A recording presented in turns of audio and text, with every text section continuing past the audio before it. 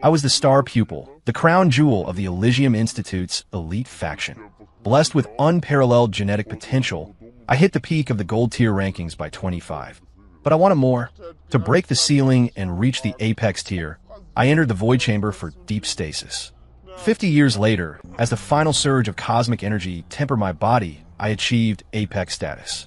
But simultaneously, a rush of alien memories flooded my brain.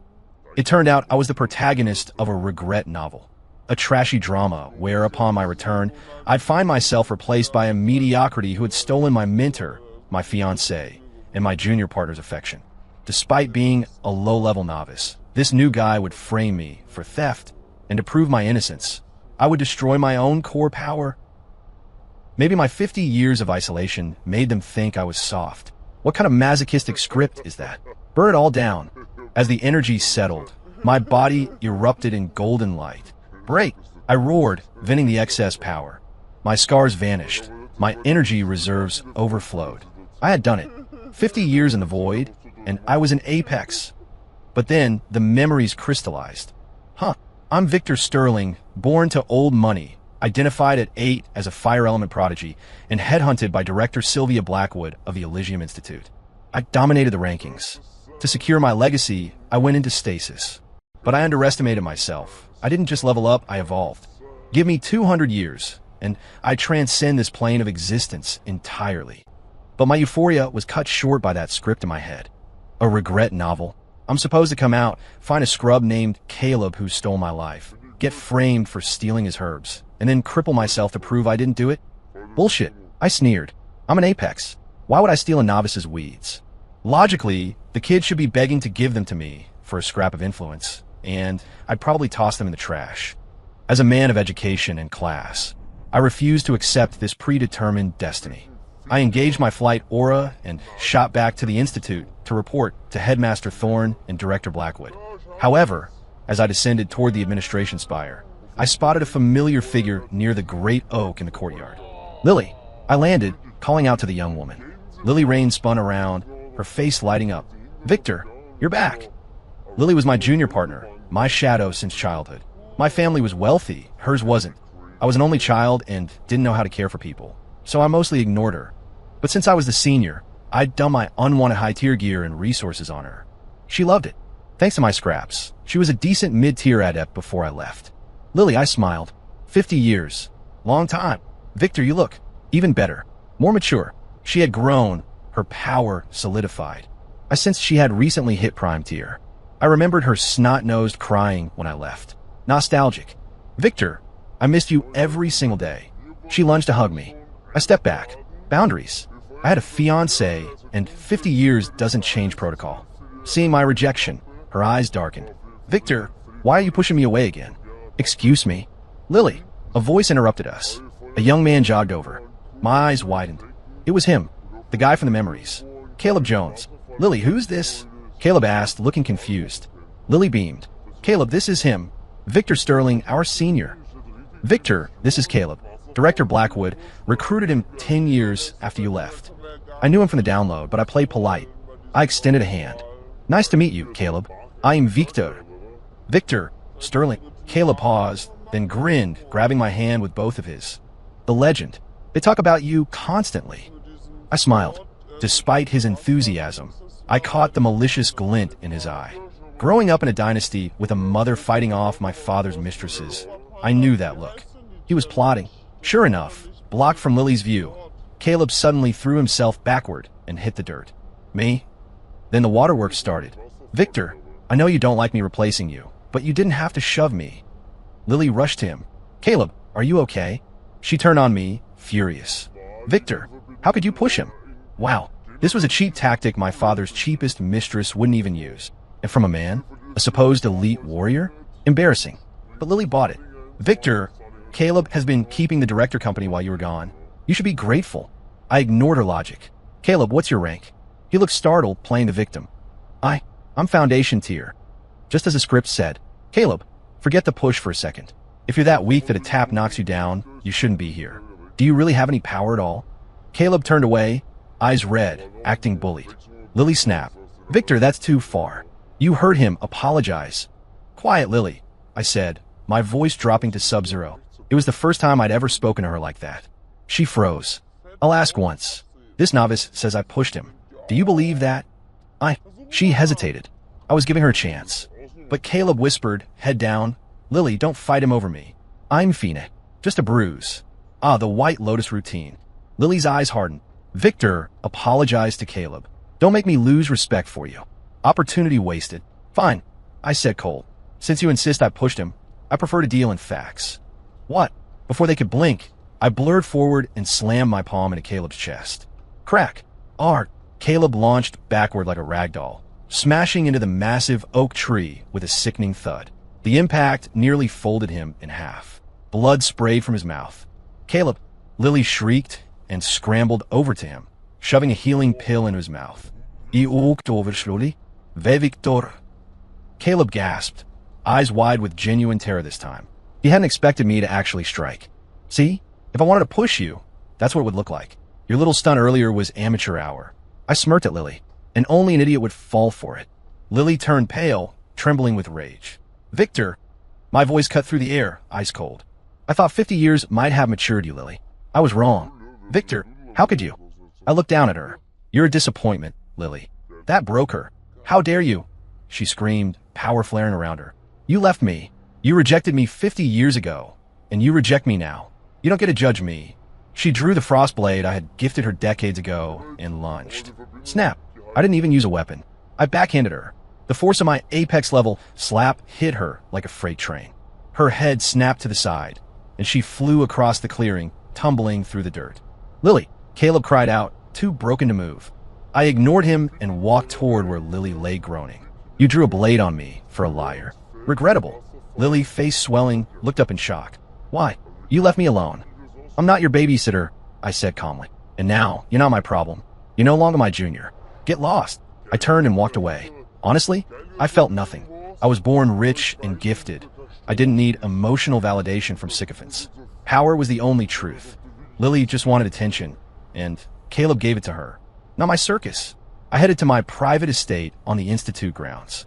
I had bought the land and built the villa with my own money. But as I approached, I realized the script was right. Caleb had moved in. My sanctuary was filled with his trash. The thought of his mediocrity touching my things made my skin crawl. I didn't bother with eviction notices. I raised a hand. A colossal dragon of fire descended from the sky. Boom! The villa was instantly engulfed. What was that? Fire. Look! Disciples swarmed the area, gasping when they saw me. Victor Sterling? He's back. Wait, isn't that Caleb's house? No, idiot. That was Victor's house. Director Blackwood gave it to Caleb when Victor went into stasis. As the crowd murmured, a sharp voice cut through. Victor, what are you doing? Vanessa Rose, my fiancée, stomped toward me. She was beautiful but thin, looking haggard. Instead of hugging me, she screamed, You burned down Caleb's home. It's my house, Vanessa, I said, bored. I have the deed. The headmaster has the copy. Since when is it Caleb's? You, she stammered as the timber popped and hissed. You could have asked. Why burn it? Vanessa, you're acting strange. I frowned. Squatters took over my property. I fumigated it. Why do I need to explain that? How can you speak to me like that? Vanessa's face twisted. She wasn't used to me fighting back. Fine, forget the house. I saw what you did to Lily and Caleb. You put them in the hospital. What kind of monster are you? They framed me. I simply demonstrated the difference between a fake fall and a real hit. I shrugged. Got a problem with that, honey? The crowd whispered. Everyone knew she was my fiancée. Yet here she was defending another man publicly. You have no right. Vanessa yelled, clearly guilty. You left for 50 years. Do you know how lonely I was? Caleb was there for me. If not for him, I would have broken down. So, I said, loud enough for the crowd, you're admitting to cheating on me because you were bored? She froze. I went into stasis to secure our future. I continued. And you couldn't handle 50 years? We're cultivators, Vanessa. 50 years is a nap. If you're that fragile, we're done. I reached into my coat and pulled out the engagement jade. We're over. Give me mine back. The crowd gasped. Victor, Vanessa screeched. You're breaking our engagement over this? Are you jealous of Caleb? Jealous? I laughed. Of a guy who cries when he trips? No, I'm just disgusted by your lack of morals. I tossed the jade at her feet. Tonight, I write to my father. The merger is off. The Sterling family pulls all funding from the Rose Corporation. Good luck explaining that to your dad. You're so petty, she shrieked. Caleb and I are innocent. He's like a brother. A brother you rely on for loneliness? I asked the crowd. Does that sound like a brother to you guys? Silence. Vanessa's face turned purple. I won't accept this. As I turned to leave, I felt a spike of killing intent. You ignore me. You always ignore me. Vanessa drew her weapon. It's always your fault. Bang. I didn't look back. I spun and drove a fist in her gut. G-U-H. Her stomach caved in. Bile and blood erupted from her mouth. She launched backward, skipping across the ground like a stone on water, finally collapsing in a heap. The crowd stared at my smoking fist in horror. TCH. I adjusted my cuff. Look what you made me do. I hate violence. I left them there and flew toward the headmaster's spire. If the memory script held true, Director Blackwood, my own master, would be the next headache. In the original story, she sided with Caleb, stripping me of my rank. The headmaster had tried to save me, but I was too stubborn. Not this time. I landed at the spire. The guards bowed low, terrified. Victor Sterling, reporting. Headmaster Thorne sat on his throne, looking just as I remembered him, a dashing middle-aged statesman. Victor, 50 years. He stood up. You look incredible. Headmaster, I nodded. Quick question. You still have the deed to my villa, right? Of course. Huh? About that. Thorne looked pained. I tried to stop them, Victor, but Director Blackwood insisted Caleb needed the best feng shui. She threatened to burn it down if I didn't agree, so... It's fine, I interrupted. I burned it down myself. You... What? Thorne blinked. My property. I can do what I want. But since my master, my partner, and my fiancé conspire to steal it, I figured I'd start fresh. I see. Thorne looked shocked, but impressed. Suddenly, the doors slammed open. Victor, you ungrateful brat. Sylvia Blackwood stormed in. She was a powerhouse, a veteran apex. She unleashed her aura, trying to crush me into submission, a classic intimidation tactic. But I was an apex now, too. I didn't flinch. The pressure washed over me like a breeze. What? You? Blackwood stopped, stunned that I wasn't on my knees. Hello, Director. I smiled, dropping the master title. Nice greeting. You'd think I was an enemy. You... Actually, you're here just in time, I said coolly. You sublet my property to a stranger for 40 years without my consent. Legally, I should drag you to the tribunal. But since you taught me the basics, I'll settle for back rent. Rent? She screeched. Are you insane? Let's do the math, I continued. Prime real estate. 40 years. Pretty dommage. I'll give you a discount since I burned the evidence. 10,000 ether crystals. You dare charge your master? She flared her power again. I flared mine back. The room shook. Books fell off shelves. Stop it, Thorne shouted, stepping between us. Blackwood, pay the man.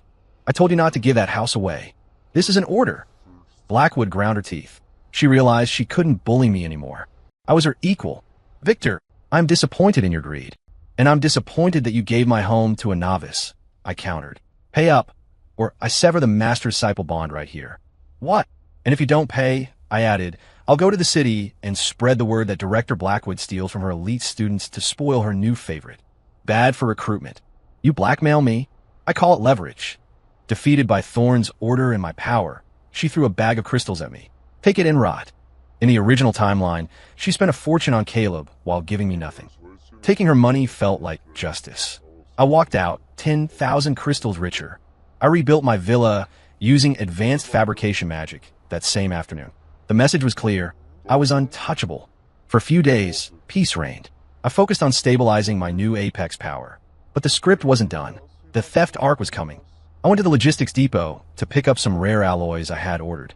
As I left, Lily and Vanessa blocked my path. Victor, Lily looked terrible, bruises still fading. Stop right there. I'm not your senior anymore, I said, sidestepping. Get out of the way. Victor, please.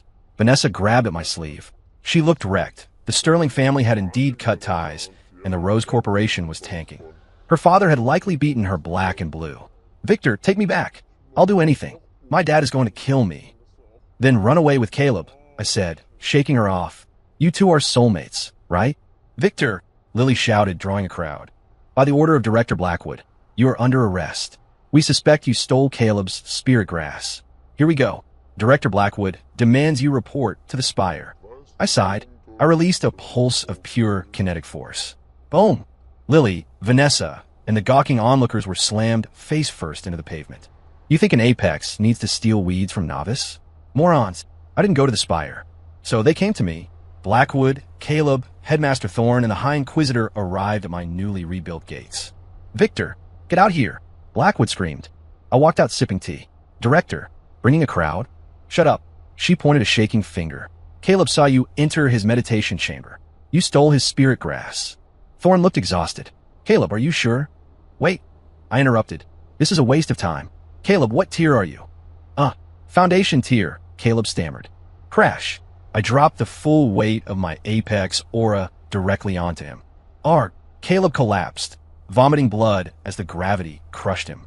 Victor, stop. Blackwood tried to interfere, but I backhanded the air, sending a shockwave that blasted her into my garden wall. This, Thorne gasped. Victor, your power. Apex. Peak, I said calmly. I evolved again since returning. Peak Apex. Blackwood wheezed, sliding down the wall. Impossible.